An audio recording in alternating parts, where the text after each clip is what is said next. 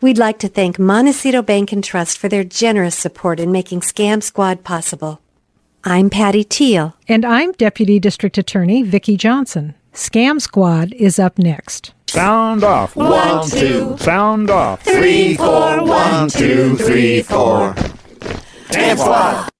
Welcome to Scam Squad. I'm your host, Patty Teal, here as always with Deputy District Attorney Vicki Johnson, and she has a colleague with her and one that we just love to have on Scam Squad.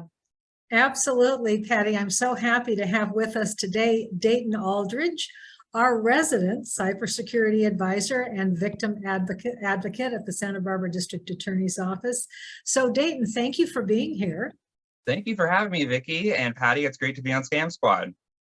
So Dayton, you've been warning us for a long time about the dangers of online scams and how they can affect anyone who uses the internet. And one of the most popular targets for scammers these days is Amazon, the online retail giant that millions of people use every single day.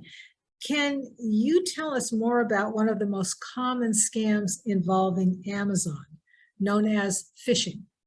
Sure, Vicki. So phishing is when scammers send you fake emails, phone calls, text messages, or websites that look like they are from Amazon, but they are actually designed to trick you into giving them your personal information or financial information, such as your password, your credit card number, or your bank account details. They may claim that there is a problem with your order, your account has been hacked, you have won a prize, or you need to verify your identity. So how can we tell if an email, a phone call, a text message, or a website is really from Amazon or not? Well, there are some signs that can help you spot phishing attempts. So, for example, if the sender's email address or phone number doesn't match Amazon's official ones, so that URL should be official.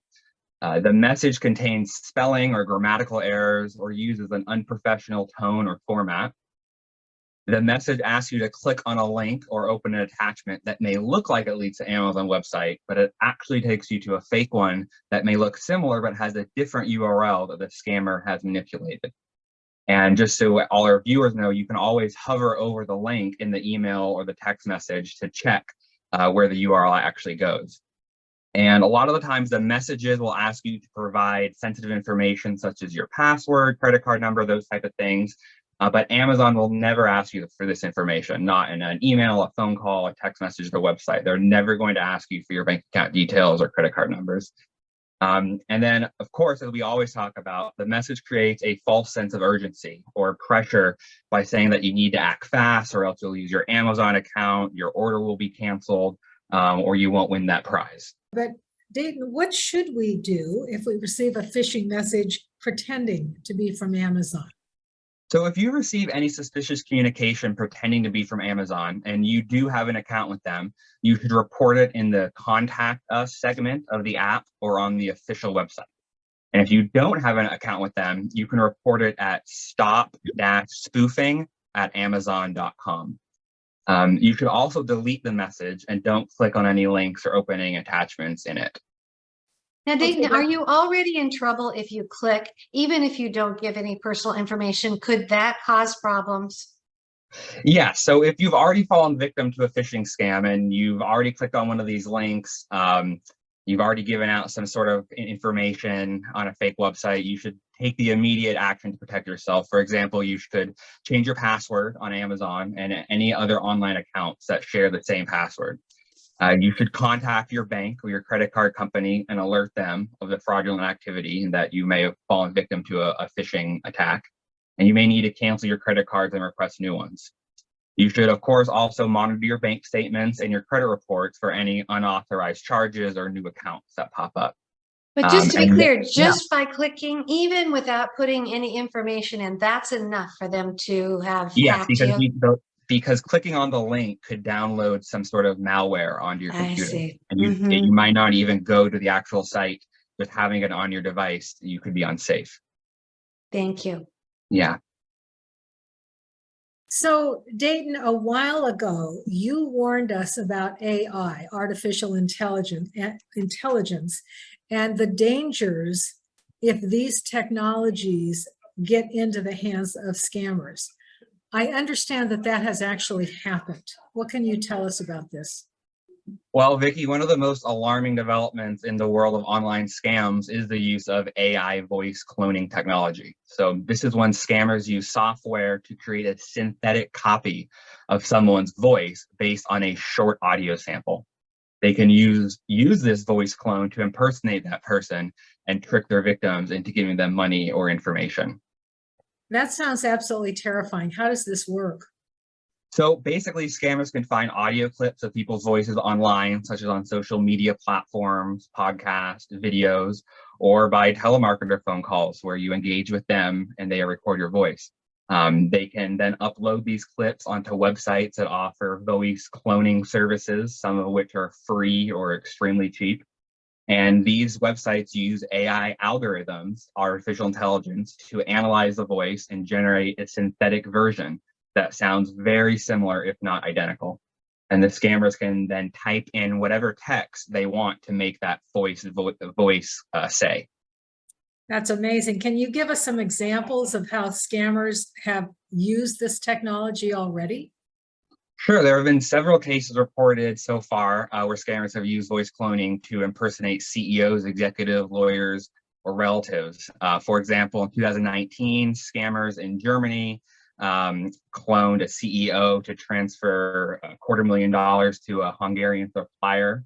The manager said he recognized his boss's slight German accent and distinct voice patterns. And 2020, the same thing happened in Hong Kong in China. Hackers got them to transfer $1.8 million.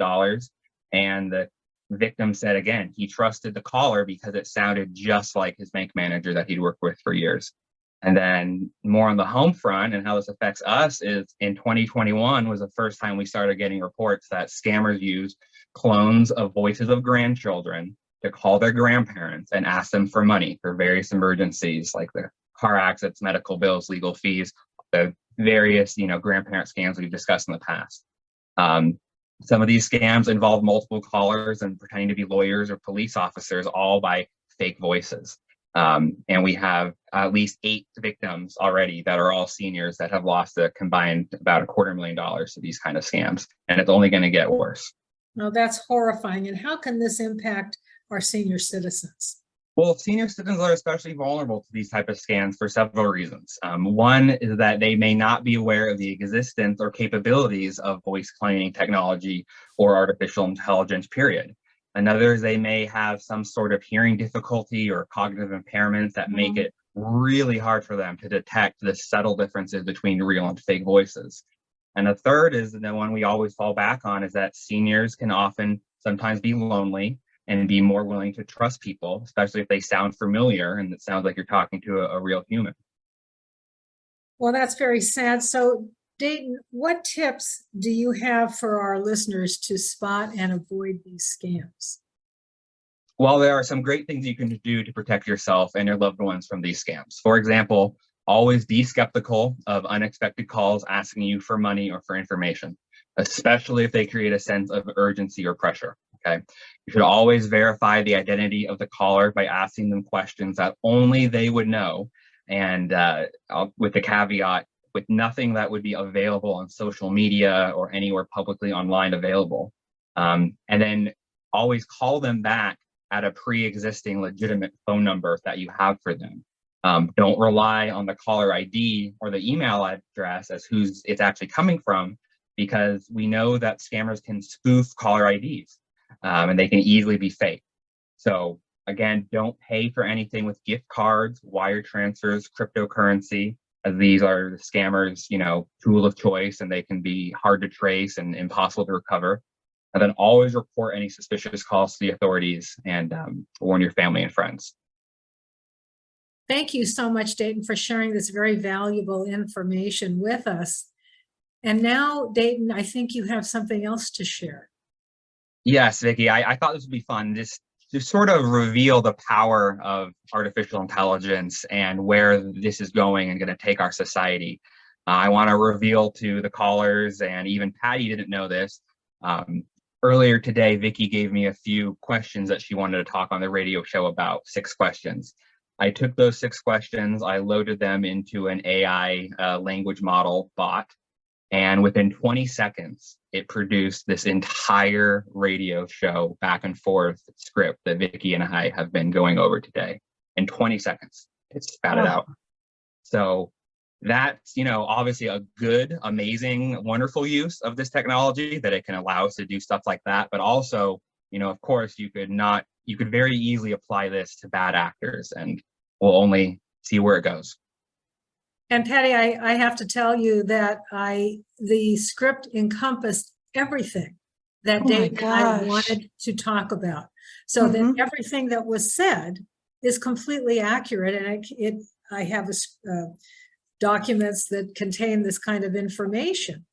And so it came up with the script, and it encompassed all of the information that Dayton and I wanted to impart to our listeners today. So it wrote the script, yes. And then it also, did you use it for your voices too? Am I even talking to you no, guys? No, we did not use it. We did really not clone our voices. Yeah, no. I'm suspicious now. But it did write the entire script, and I looked at it very carefully because Dayton had shown me an article that he wanted to use to talk about today. And everything that Dayton showed me in this article was contained in this script.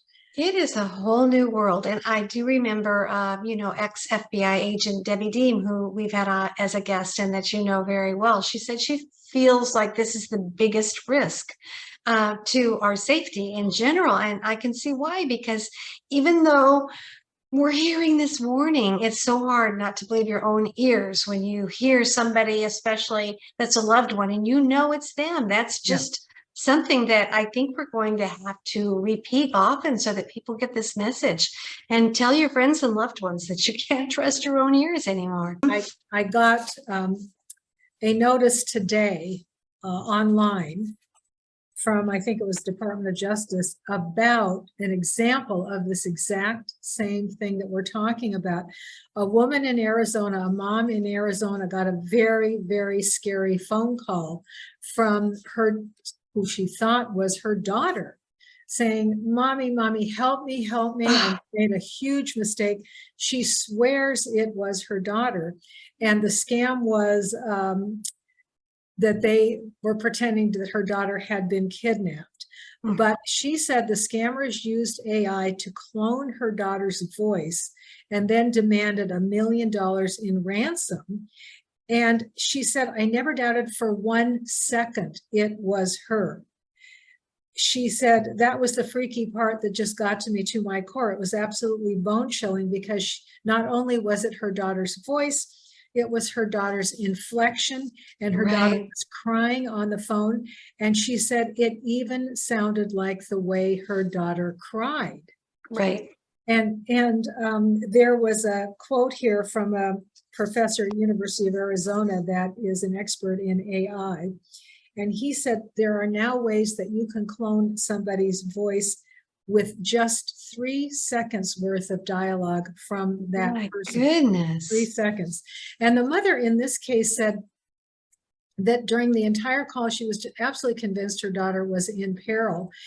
And she said it was completely her voice. And the thing that was puzzling is that apparently her daughter did not have any public social media accounts where her voice could have been cloned. But she had a few public interviews for sports and for school where a large sampling of her voice could have been obtained. And apparently the scammers got a hold of that and used it in this way. And her 15-year-old daughter was away on a ski trip at the time. So it made it even more real because her daughter wasn't there with her at home. She was away on a trip. So who knows what combination of this information the scammers used to send this very, very scary phone call, but they were demanding $1 million.